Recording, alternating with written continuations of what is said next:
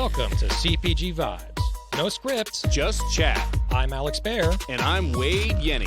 Each episode is recorded live, and we talk all things food and beverage, and so much more. Feel our vibe and search for CPG Vibes on Apple Podcasts or Spotify, and make sure to give us a 5-star review. If you'd like to sponsor our show with your product or service, email us at cpgvibes100@gmail.com. Now, let's vibe.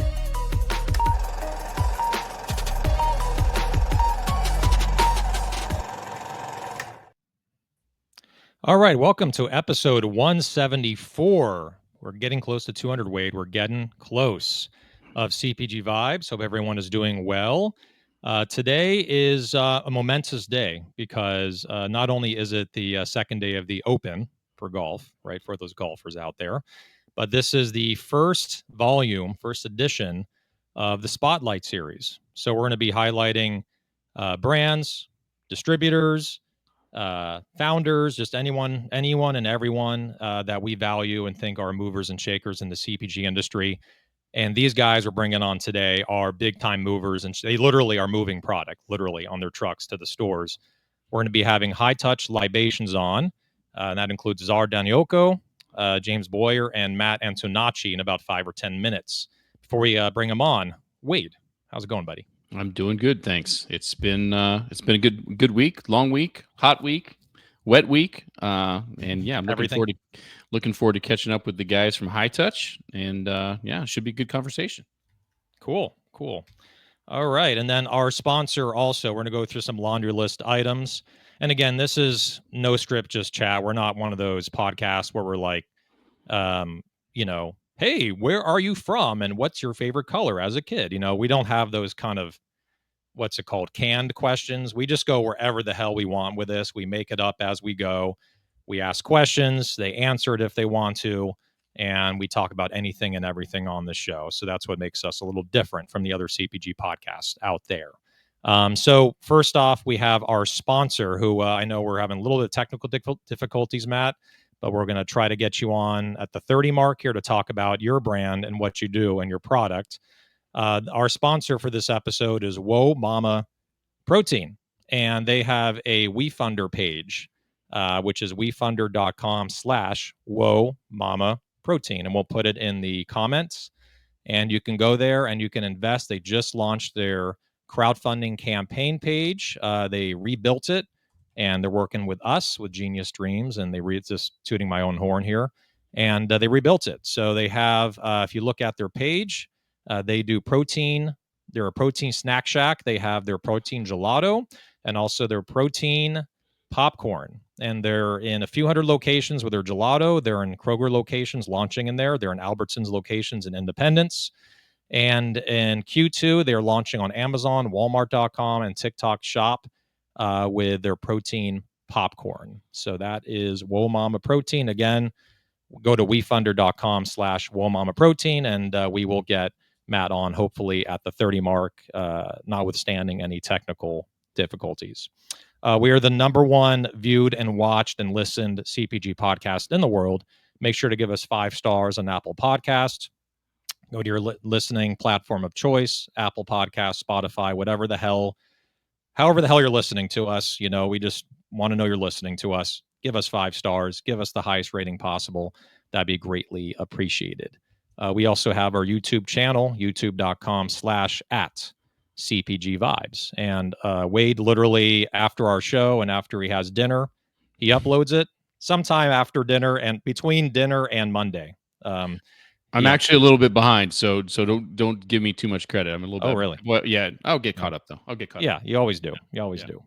So Wade the Flash, that's his nickname. So make sure to go to YouTube and check out any past episodes, and you can also go to the LinkedIn link, the same link that you're watching the show, if you like to rewatch the show, and it'll be available on Apple Podcast by tomorrow or Spotify. I think that is it. Anything else I missed? I don't think so. Let's roll. Okay, cool. All right, and we got a lot of comments coming in already from Gavin Conkle. We got Chuck Asano, which is also, he is part of the High Touch Libations team, one of the founding members. And also he is with Pattaya Foods. I almost said Pattaya Plus, Chuck, but I know it's Pattaya Foods now. So good stuff. Let's bring them on in no particular order. We have Czar Danioko, we have James Boyer, and Matt Antonacci with High Touch Libations. How's it going, guys? Good. Thanks for having us. Yep. Thanks, guys. Absolutely. And there's a really kind of a larger story with these guys, which we'll get into and they'll explain it.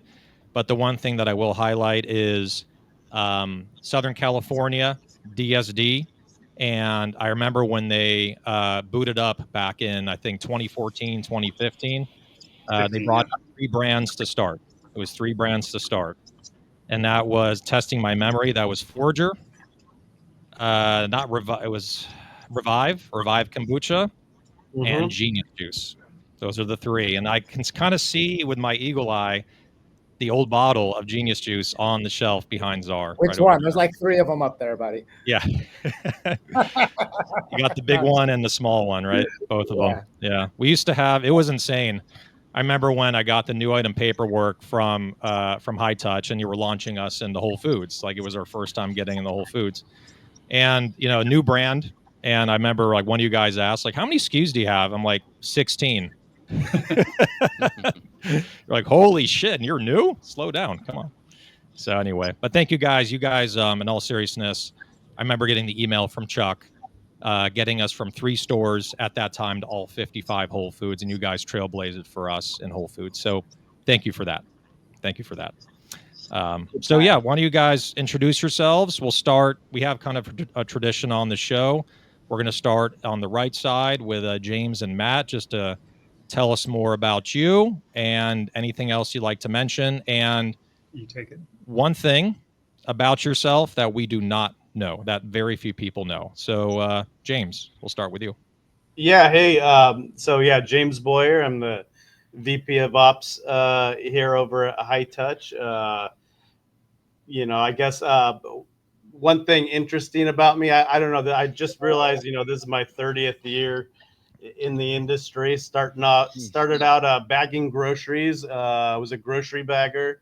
I guess the official terminology was courtesy clerk, but that's kind of led me along my whole path here in this industry to where I'm sitting right now. So yeah, I guess that would be one thing interesting about me. Very cool. All right, Matt.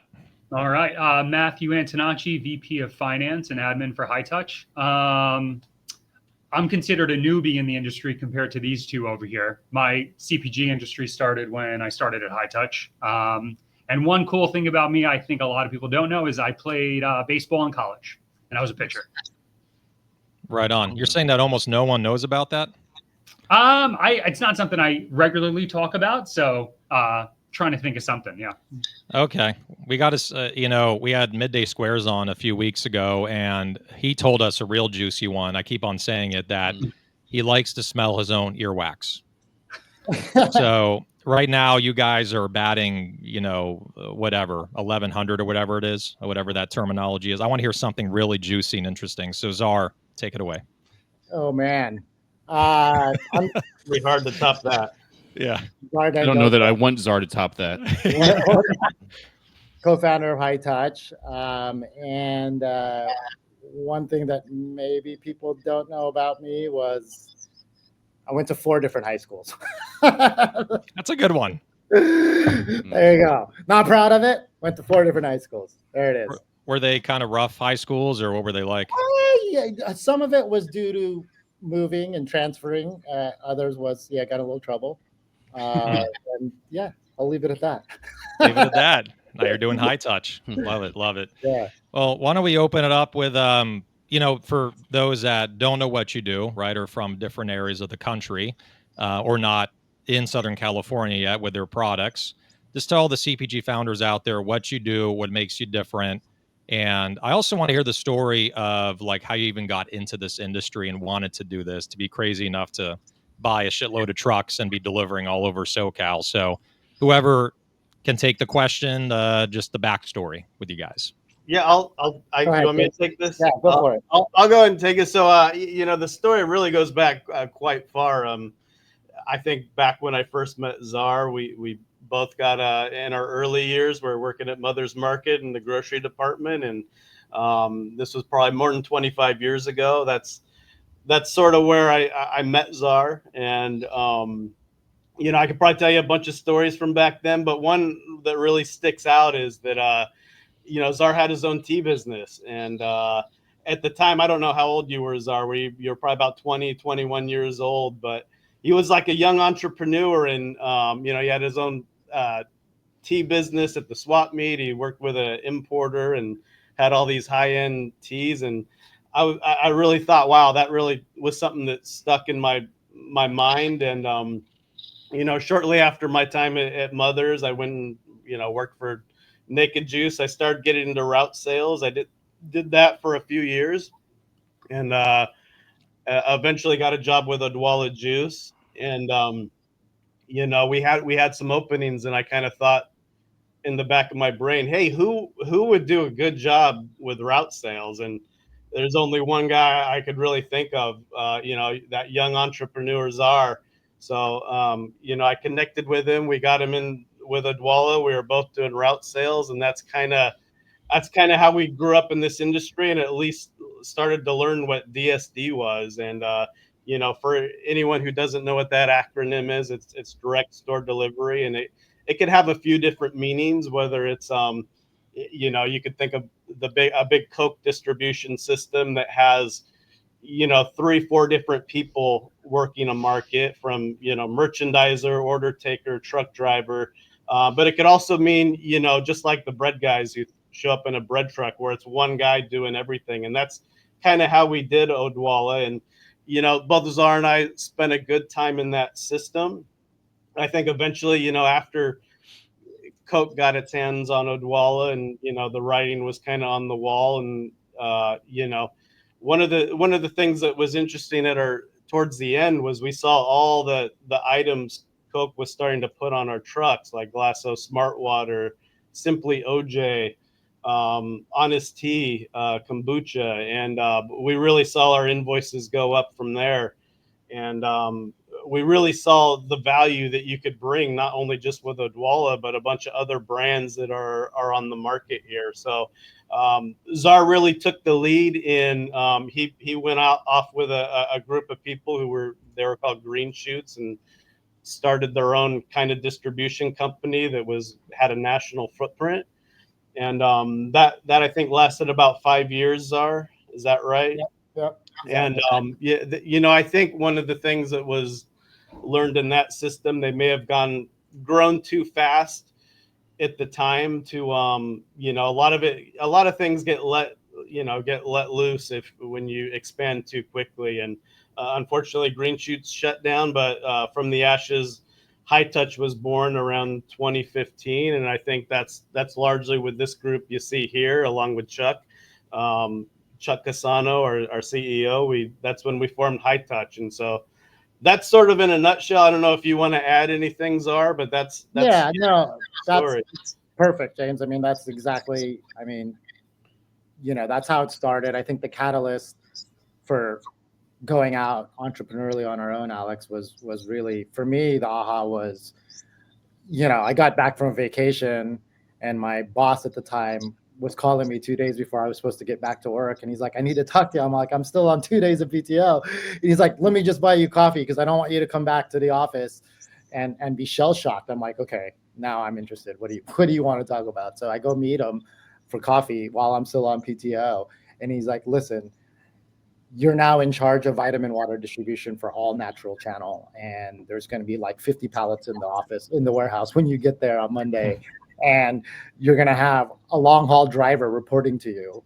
And your current reps are going to precede orders. You're going to be responsible for transferring those orders down to a team that's going to build them and deliver them to Whole Foods. And I was like, okay. So, backing up a little bit, the aha was really one that Coke needed our help with natural.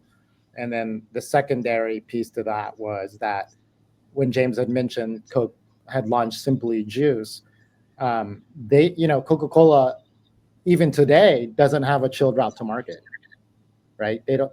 I mean, the largest beverage distributor in the world arguably still doesn't have a route to market that's chilled or refrigerated.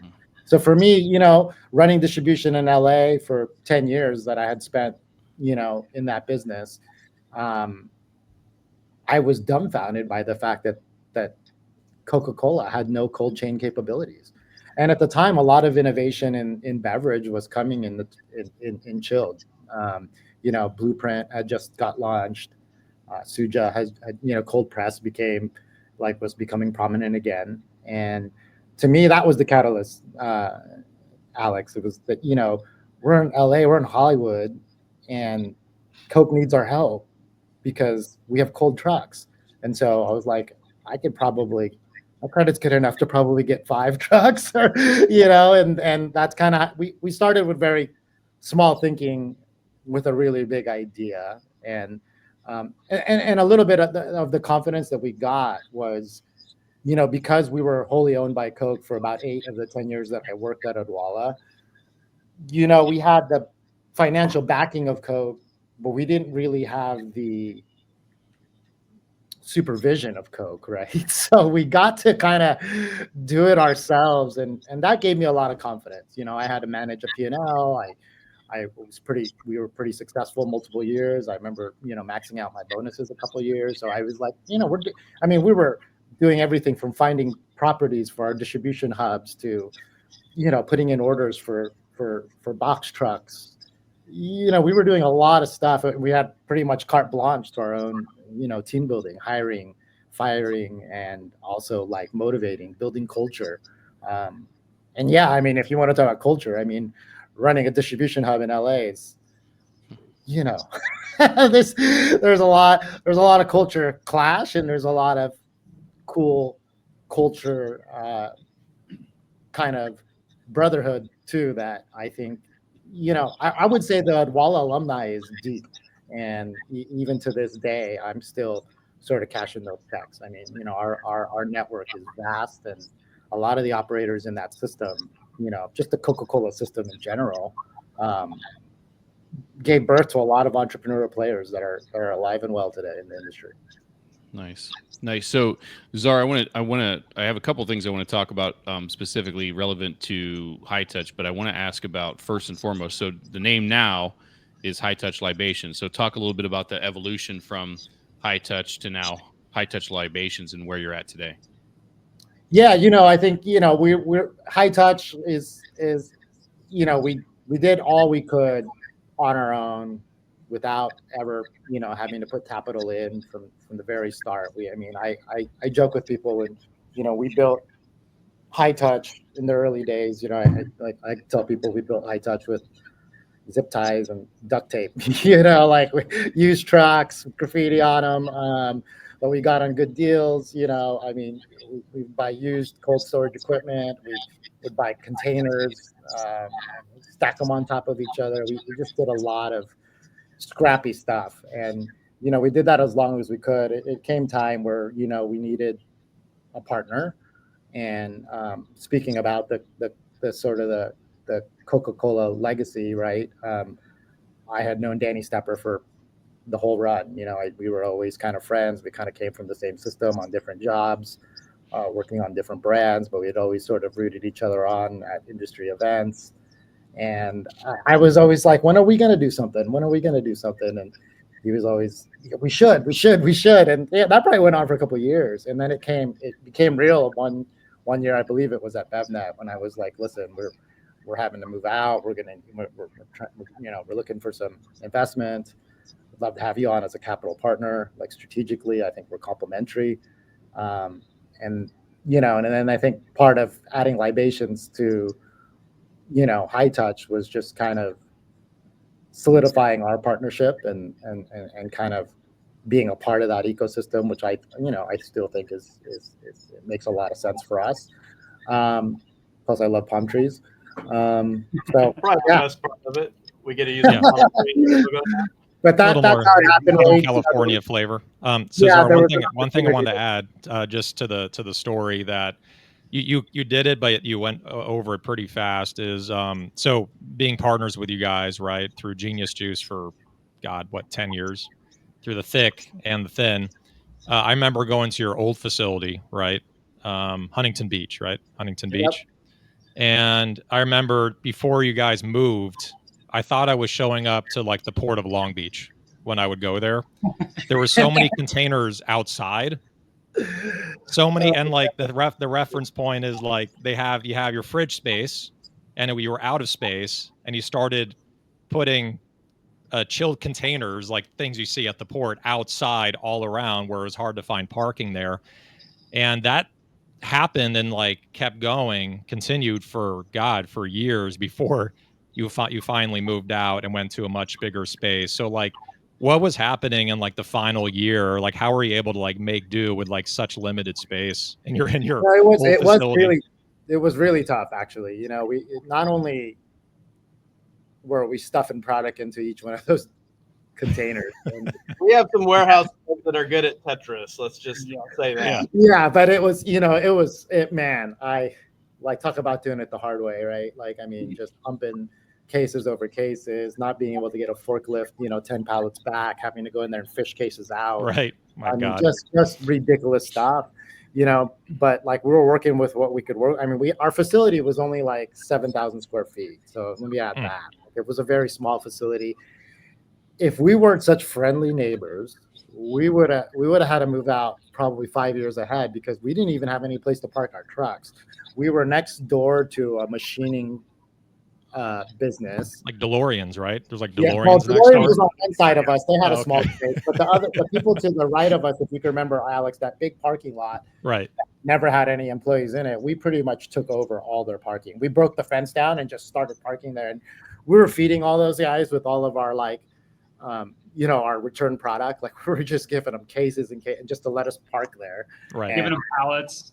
Yeah, and we became good friends with our neighbors, and they were awesome neighbors. I mean, it was because of their, our friendship that I think we were able to stay in that facility longer than we outgrew it a long time ago, even before we moved out, and our neighbors were kind to us and let us. Our landlord hated us too, so we had been there. I had been in that facility for 15 years before I moved out. Wow. So wow. We got really low rent, and we pretty much were like the bad news bears in that neighborhood. Yeah, you're running the block. We brought a little industrial area. I mean, there was big trucks coming in 5 days of the week, 24-footers in this little industrial street of Huntington, and it just, it was kind of all the writing was on the wall for us to kind of grow up and move out into something bigger.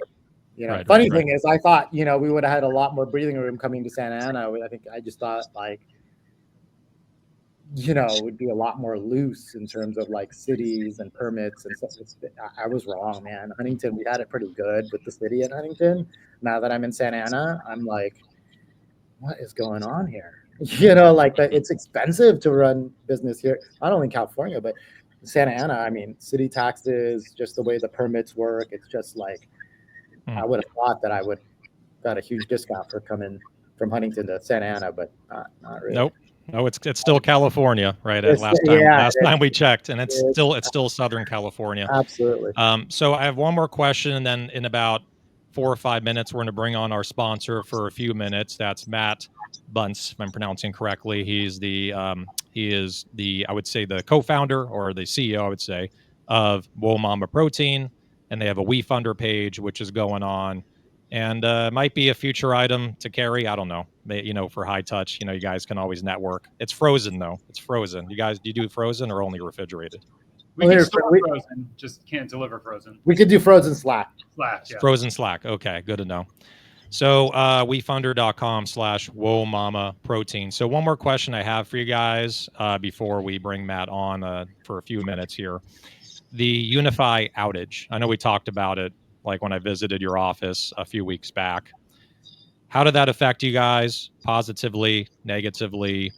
Have you ever seen anything like this? And for those that don't know the backstory, it's a very quick backstory that Unify had some kind of hacker or some kind of security breach that happened roughly about a month ago, I believe, maybe month-ish.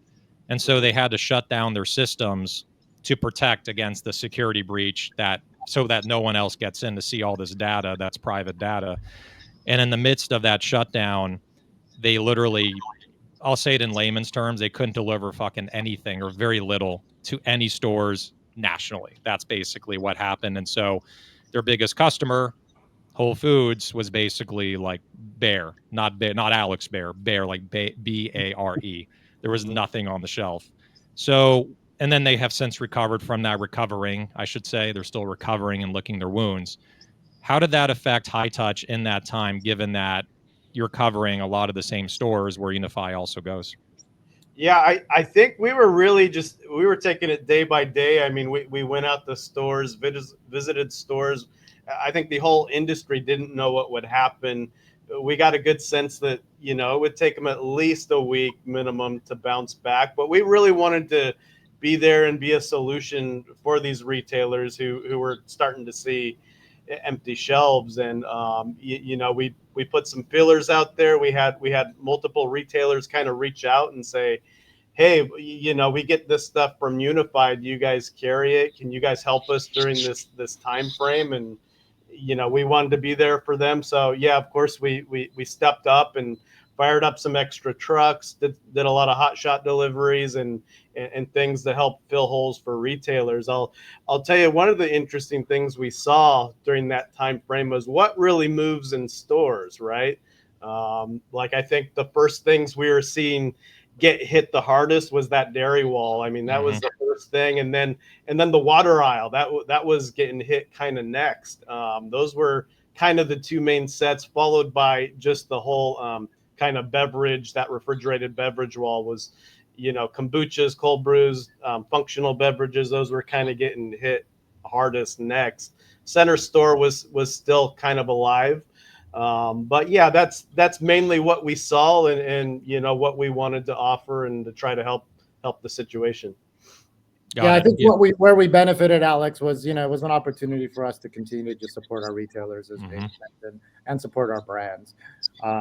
We never wish anything bad to happen to any of the systems, right? And we don't want consumers to not be able to get what they want. So I think it's just an opportunity for just to show, that having diversified distribution probably is a smarter idea, having options, whether you're either a primary or a secondary option.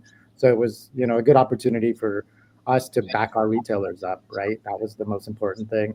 And I will say even our items were getting shopped extra hard because competitor brands that were through Unify would be empty. So we're not perfect either, right? Like we're it was unplanned and it was an issue, and we worked hard to be a quick solution, albeit temporary. But I think at the end of the day, it was a good opportunity to back up our suppliers and our retailers, and we don't wish that. Sure, value, yeah. But it happens. It shows who really could have your back, and I think we worked very quickly and. We're in stores, we're engaged, we bumped up our orders, we snagged some extra shelf space. And so we had a short-term pop. They did get kind of back to normal pretty quickly with Whole Foods. I think the smaller retailers took about a week or so after, but I think it left a lasting thought in a lot of people in the industry's minds of maybe monopolies need to be looked at, and especially when it comes to food and the supply chain, right? I think that's a very big deal that affects everybody down to the consumer. Yeah, it really, it's the chink in the armor, right? And like you think any national distributor is bulletproof, but they're really not. It doesn't matter who it is. And before we'll bring Matt on in about a minute here. There was another DSD. It wasn't High Touch, but there was another DSD that posted all over the place on their Instagram, on LinkedIn, saying like, can't get your product to the store through Unify? Hit us up. Like they were just totally, completely they capitalized on it as they should because they're DSD, right? And this is a different area of the country. I'm sure you can guess who it is. But they were like advertising, hit us up. Even if you're not with us, we'll load you in within a day or two and get you to the stores to fill those empty shelves. And I will say that you're right about, you kind of see what the hot products are, from this event, right? Oh, yeah. From this very unique. You see what doesn't sell as fast. You see what doesn't sell. Uh-huh. So next time you're at a buyer's meeting with that retailer, whether it's Whole Foods or Bristol or Lazy or whoever got affected by Unify, you can just take a picture and say, well, ours is gone and our competitor is still there. So can you remove one of their SKUs and give us another SKU? So good nice pro tip for whoever was out there with the brand taking pictures. Exactly. All right, so we're going to bring on, and again, I wanted to correct also something. Matt is the co-founder and COO, okay? So he is with Whoa Mama Protein. They have a WeFunder page that is going on right now. We're going to bring him on for a few minutes to talk about what they're doing and their WeFunder capital raise here. So Matt, and the screen just got a little smaller here, but Matt, how's it going, buddy? Hey guys, thank you for having me on. I appreciate it. Excited to be here. Sure. And tell us more about a little bit of the backstory and about WeFunder, just so everyone can go on and invest in your brand. Yeah, so the company was founded in 2018, and I joined in 2019 to formulate all of our protein gelato. So that's our first kind of hero product. We have 5 flavors. We're sold in roughly 320 stores nationally, primarily in Kroger's in the Denver to Pacific Northwest area. And about a year ago, we started working on our new shelf-stable snack, protein popcorn. And that just launched in April this year on Amazon. And then we're going live here on TikTok in about a week, as well as Walmart.com. And then we're in KeHE for both of those as well. Gotcha. Okay, and then so with the your company. Go ahead. Oh yeah. So the company, our main mission is to develop better for you snacking, and we're trying to target 10 grams of protein per serving. So better than the traditional snacks like Doritos and regular popcorn, which has about 1 to 2 grams of protein. And same thing with like pretzels and other snacks that generally are pretty low, but also not the high protein stuff that has 20 or 30 or 40 grams. So we want to be in that happy medium because our target audience is really the families that are looking to feed their children. Awesome. And then tell us about the capital raise. I know you, with the redesign of the WeFunder page, which we helped you on, right? I'm not here to advertise myself, but I sometimes accidentally do it anyway. I can't help myself. But you're at 4,000. You're nearing 4,000. I know you just started pushing this, so it's actually pretty good traction for a very short amount of time. What are the main reasons to invest? Like, what are your goals that you want to achieve by raising more capital with Whoa Mama Protein? Yeah, so we're looking to raise $1 million for 20% of the business through WeFunder, and we're looking to hire some more people, increase our advertising, and expand in new stores, which of course have slotting fees and also increased in marketing spend. But our main objective, we'd love to be a $1 billion company, and I don't just say that because it sounds like a nice number. We have our next 3-year pipeline built of some innovative products that we've currently worked on, and as well as new flavors and new categories that we plan to go into. And so we think the market will continue to grow in the protein snack space. And myself being in CPG for 20 years, I developed for big Fortune 500 companies. I've done over 100 million in revenue in the products that I've developed. I'm very confident that what we create will be excellent in the market, and our goal is to be number one.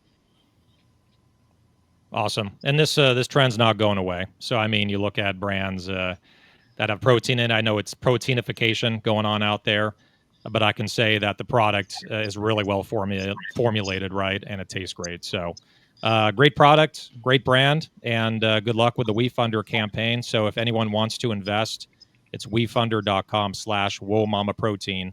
Matt, you got the last word. Yeah, and we appreciate any investment, small or large. As you know, in growing a company, it's very, very challenging, especially being a new brand. So we appreciate everything. And if you're not able to support that, please go out to the store. Like I said, we're in All King Supers, Fred Meyer's. Buy our product, try it out, let us know your feedback, and we look forward to what's coming in the next year. Thank you. Awesome, Matt. Good Great luck, job. man. All right. Thanks again. Take care, brother. Okay, we're back. We're Good back stuff. with High Touch. All right, I've got some questions. I want to know, for those, we've touched a little bit, no pun intended, on what you do. For those that are listening after the fact or watching live now, talk about we've talked about frozen slack, but specific products you carry. As far as categories, dry grocery, frozen dairy. Touch on that, and then also your scope of coverage. We talked about Southern California, but how far south, how far north, how far west? I'm assuming you don't go into the ocean, but and then how far? Just the parameters of what your coverage is, and then lastly, your service in general. Are you writing orders? Are you merchandising? Are you, obviously you're delivering, but scope of coverage, your service in general, and then the products you're carrying. So whoever wants to take that or tag team it, I'd love to hear it. I'll take the scope of coverage because that's an easy one. Okay. We're going from San Diego to San Luis Obispo, basically here in SoCal. But because there's, Whole Foods in Nevada and Arizona, we also cover all those as well. So that there's 10 Whole Foods in Arizona and 4 in Nevada. So that expands our coverage out to the other states. Great. I guess I'll go ahead and take the items we service. Alex, you sort of hit it. We started off with mainly perishables. But where we really specialize in is those fast-moving products. We have a lot of beverage, a lot of shelf-stable at this point. But like I said, it's fast-moving items is where our service really shines. So anything from yogurts to cold brew, kombucha, functional beverages, Bars, shots. Everything kind of in between. Think of those things that have a high usage rate in your home, or beverages is obviously a single use item. We're not doing a whole lot of like barbecue sauces and things like that sort of just sit in your cupboard. Again, we really specialize in those fast moving products. So I'm a brand, and I'm potentially interested in partnering with you. Is it the chicken or the egg? Am I going to a retailer, one of your key retailers, and them saying, yes, I'm interested, contact High Touch, or am I coming to you and you're selling my product? And then we need to talk about the service aspect too, the order writing or merchandising. Yeah, I think it comes both ways. Wade, obviously in the early days, it was us, turning over a lot of rocks, kissing a bunch of frogs, trying to find diamonds and get them on shelves into our retailers. It's evolved into more of a two-way street where retailers who have good product, they find good product that they want. They don't have a distributor. They're local brands. They usually flow them our way. We love that. And then the other way still happens. Brands find us. We see awesome product, and we sort of help guide them, and because we don't really these days we don't really do brokerage. We really try to stay in our lane and be the best we can as distributors. Our partners at LA Libations, they're a big national broker, right? So we got partnerships for that, and we really just try to play our role. Yes, it's full service, Wade. So we write our orders. We show up in real time. Most of our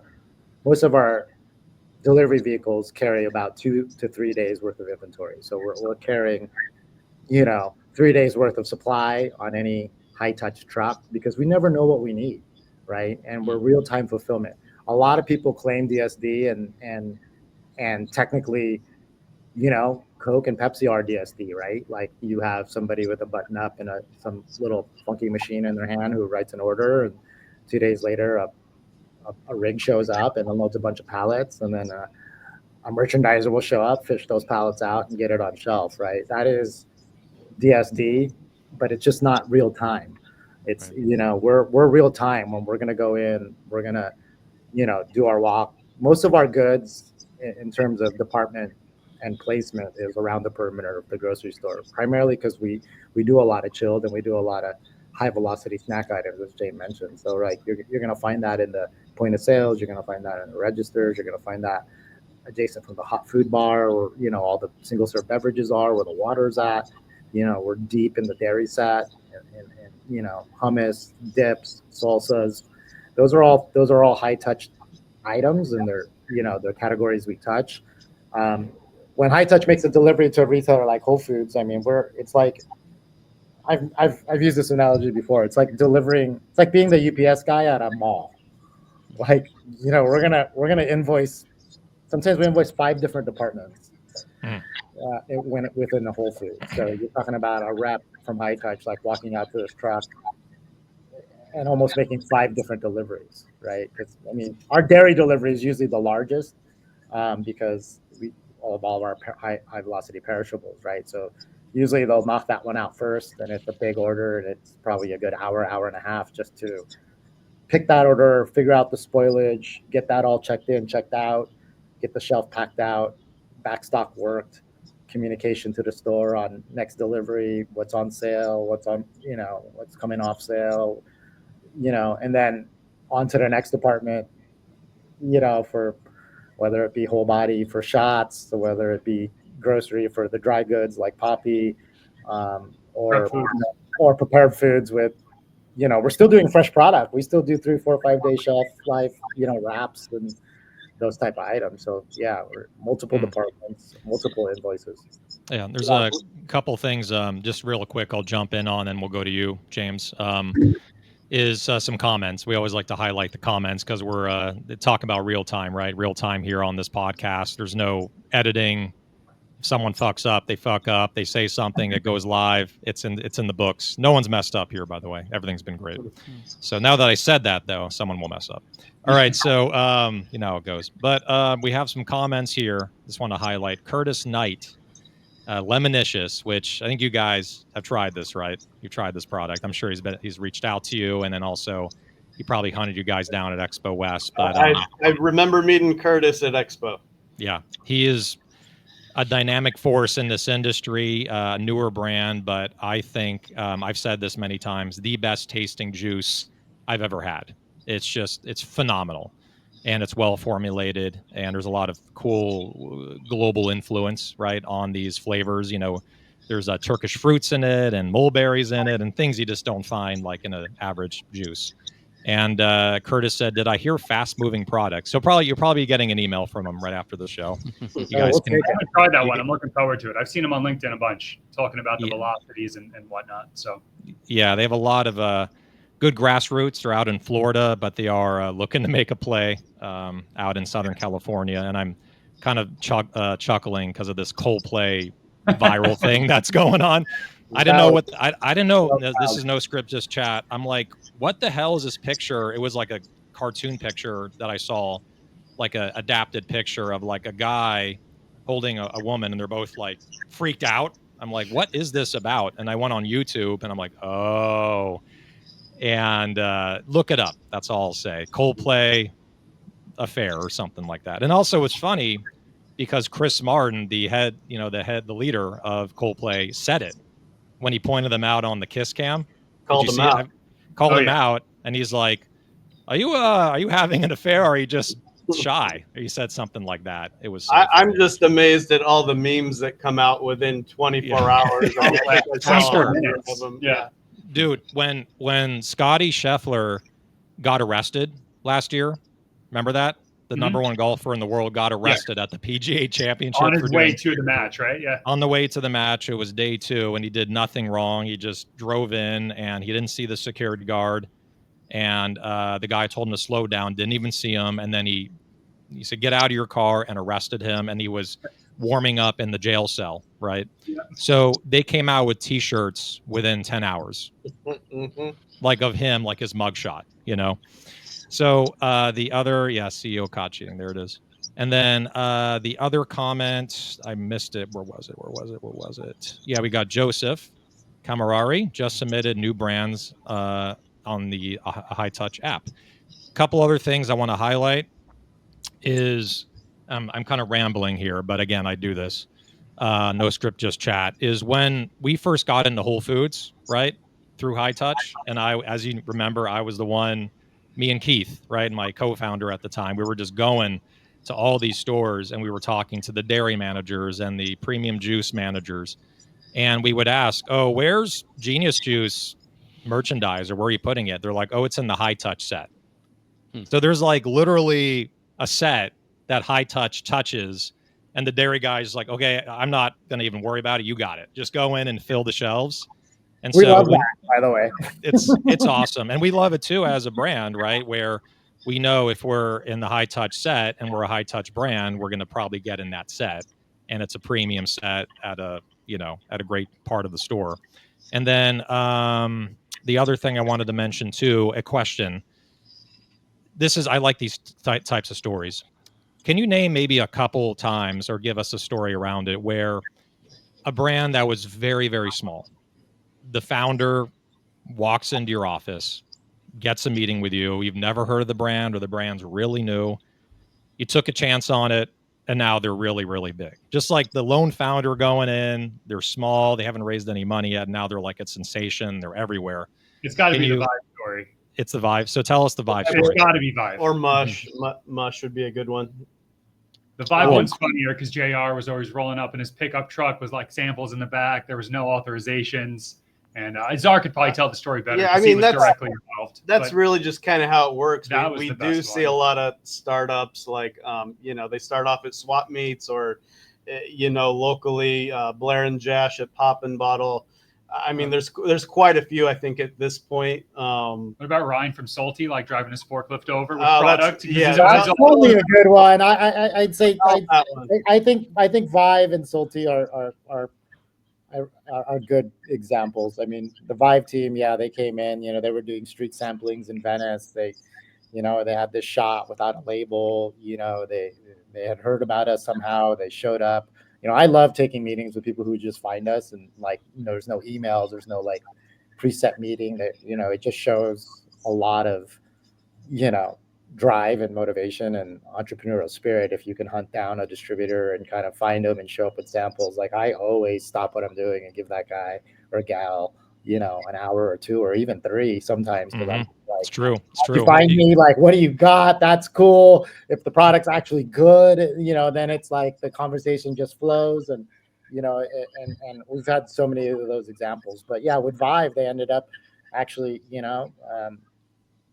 digging their heels in and became not only like a successful brand, but also like we really just enjoyed working with the team. I mean, it was like we always use that example of like, sometimes people think when you get a really good distributor, you could just now kick your feet up and then it's almost like they work for you and you go, hey, what's going on with my sales? Like I need our sales are flat. Like it was like, well, you haven't promoted. Like we haven't even talked to you in like a month. Like what's going like, but you got to stay engaged is the point. And the Vive team, I'm to this day, I'm like really good friends with JR. I've gone surfing with him.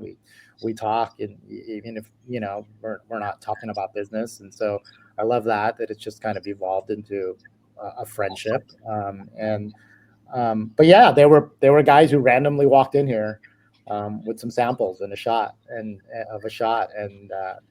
mind you, this was pre-pandemic, right? So you talk about immunity boosting product, right? Like, I mean, when 2020 hit, we had that product in our truck for probably about a year or so prior, and we went gangbusters with it during that time. And Salty was funny too, because they were across the street from us where they were producing, and they were, in a glass bottle with like a $10 juice. And at the time we had the blueprints and the Sujas and the Forgers, and really didn't think we needed another one. And the product was so expensive that, he wanted us to consolidate our margin and was trying to get us to take the product on higher pennies and less margin. And literally, I think he drove a forklift over to our facility. This guy drove his forklift over here, and we didn't, I think what's different about that story is we didn't partner right away. There was kind of like a stale fish of like, listen, good luck. Like if you can't pay the margin, like, no, we're going to keep doing our thing, and good luck to you. And then eventually, we became partners, and Salty's a big brand for us today. So, yeah. And there's the one thing I'll point out are the case studies, on the website. I remember, I won't say what brand, but I remember you guys launched a brand that was with Unify, or and other distributors, right? Not just them, but whether it's K Unified, doesn't matter. And they were national in Whole Foods. And of course, they were with this distributor in Southern California. And I could tell that it took time for you to convince them and for them to realize maybe we should diversify here and go with High Touch and give them a shot. And you're still with this brand today. I'll say that. And the case studies, I remember talking with Chuck, and he shared with me the velocity increase, the percentage. And then on the website, on your website, hightouchdsd.com, you have the case studies of the increase of velocity. So the one thing I'll say from being a founder for 10 years, 11 years, getting better velocity, having someone taking care of the product, not the product less likely to be out. It's, no one's ever perfect. It might be out for a day or two, who knows, but less likely to be out, and it's faster delivery and more high touch. It's worth paying the extra margin to pay these guys to do it. That's my plug from the heart, because, would you rather move 5 units a week or 10 or 15, even if you're, not making as much money per unit? You're actually going to end up making more money total because you're moving more units, right? High touch is better than no touch, Alex. That's for sure. Exactly. Yeah, one of the tough things is when you have a brand and you really start to see it moving, and you decide, hey, I'm going to run some promos with retailers. I'm going to spend some ad money and run promos. A lot of times you run that promo and the shelves get empty and they don't get filled up for the duration of the promo, whether it's 2 weeks, 3 weeks, or a month.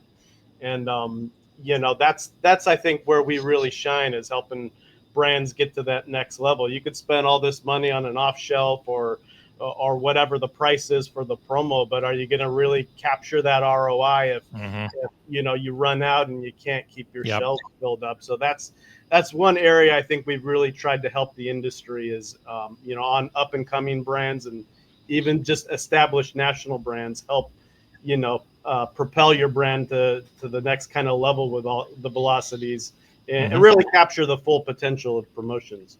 Yeah, I remember, I know we have to end this in a couple minutes here. We're at time. I remember every time that we were on promo with Genius Juice, I would, number one, send it to you guys a couple weeks in advance so you knew what the hell was going on, that you were going to brace for more volume. And we would also send you recommended stores to up the volume. I would say, our product does really well in Torrance because I'm fucking there, right? I go in and talk with everyone, and everyone knows me, and I text all my friends in Torrance to go in and buy the product. So instead of delivering your 2 cases per SKU, deliver 5 per SKU, right? And sometimes be like, Alex, and we're not going to do 10 per SKU. That's way too much, right? You would kind of bring it down a little bit to a sane level. As founders, we like to exaggerate everything, as you know. But you guys came through, and typically majority of stores had the backstock to handle that promotion. So you're exactly right. I mean, we pay our guys commission. I don't know if we mentioned that on this on this podcast, but yeah, our guys are all commission based, right? So there's bait on the hook, and there's an incentive for everyone. I always tell people hey, if the store team members of whatever retailer your product's in got, let's say, 4 or 5% commission on every bottle of your product they sold, do you think they would do a better job ordering? It's a real simple question. Right. Simple answer. Simple answer. and that's really, been our secret sauce. And we pay our guys to care. That's the short of it. We pay them to care. The other thing too is, I'll say this, we've always offered the value of full service. For 15 years, this is what we've been doing. But I would also say it's probably more important today than it ever has been. To live in California and work at a grocery store and really have and be a talented individual. The good guys are going to go find jobs that can feed their families, eventually. And so what we're starting to see in retail is a lot of, especially here in California, is just a lot more turnover, right, than let's say 10 years ago. And these bigger systems, even though they have their challenges, the challenge that is added to that now is this sort of disappearing labor inside retail grocery. I mean, if you were to, and let's just take grocery out of it for a second, go to let's talk about Target. Go to a Target and try to see how many people have a Target apron on, right? The Target by my house, I actually count more people in the Starbucks 10 by 10 kiosk. I could find 3 employees, one on the register, one brewing lattes, and one like cleaning staff. In a 10 by 10, I see three Starbucks employees. But it's hard for me to find 4 employees in the entire 25,000 foot retailer. I mean, there's a security guard who doesn't have a Target uniform on. It's cashierless. Right. I've never seen anybody actually stocking a shelf at Target, so it's kind of wild. Yeah. But yeah, so like I think just labor and retail is really tough right now in California. Definitely. And you got a lot of guys and the guys on your team that are the OGs that have been there for so many years, and that's why like right after we booked this podcast, I went to the Playa Vista Whole Foods. I was charging my car right in the parking structure, and I was walking around. There's Sam with the U-boat stocking, doing his thing. OG. Sam's worked for us for Sam worked for 20 years at least. Yeah, Alex, long time. Yeah, he worked for us a long time. So yeah. We love that. We got a big community. We stole a lot of really good, hardworking employees over the years too out of retail. or I would say stole. We helped some employees, with their career path and gave them a better opportunity. Yeah. Well said. Exactly. Well, we're at time. This was a great episode for those that didn't know who High Touch was and the people behind High Touch. Now you do. If you know, and now you know. And I predict that you'll be getting an email or text shortly from a man named Curtis Knight. I encourage you to carry. Hit me up. Yeah, I encourage you. When the timing is right, whether it's now, a year from now, 6 months. You guys know your business and know SoCal, and Curtis knows his business on when to push. Across the country. But it's a special product. I do hope that it's on the High Touch truck soon. So no pressure, but I hope it's on the trucks, and I'll be buying it. So thank you guys again. Just recapping, we have Czar, James, and Matt. They are the High Touch Libations team. Big shout out also to Chuck Casano, who is also a partner with High Touch Libations, and then also a big shout out to Danny Stepper, right, who sometimes hops on our show here, and he's an awesome guy, and he has a beverage forum as well every April. He's a big supporter and investor and partner in High Touch Libations. So thank you guys. Next week, we have the Master Series, VC and PE investing. That's a fun part of this industry. Mm-hmm. We'll have Jeff Lichtenstein and Michael Bush on. And until then, we will see you next week, Friday, 12 o'clock, 3 o'clock Eastern. Thank you again, guys. Thanks, guys. Thanks, guys. Take care, everyone. See ya.